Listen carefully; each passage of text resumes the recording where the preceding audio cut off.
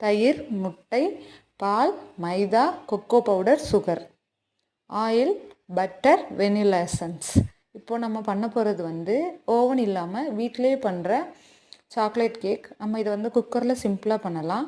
First ஒவ்வொரு இன்க்ரீடியன்ஸாக ஒரு பவுலில் ஆட் பண்ணிக்கலாம். மைதாவையும் கொக்கோ பவுடரையும் மட்டும் ஒரு சல்லடை வச்சு சலிச்சு எடுத்துக்கலாம். நல்லா பீட் பண்ணி எடுத்துக்கலாம்.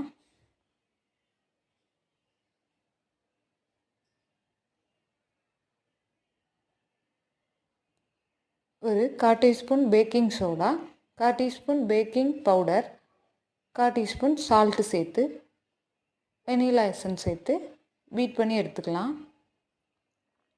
ஒரு பேக்கிங் ட்ரேயில் நெய் தடவி நம்ம ஊற்றிக்கலாம். இதை குக்கரில் ஒரு 45 மினிட்ஸ் வச்சு எடுத்தால் போதும். Chocolate cake ready. இது ரொம்பவே சாஃப்டாக இருக்கும். ஈஸியாக செய்யலாம். சிம்பிள் மெத்தட் தான். கட் பண்ணி காட்டுறேன் எவ்வளோ சாஃப்டாக இருக்குன்னு பாருங்கள்.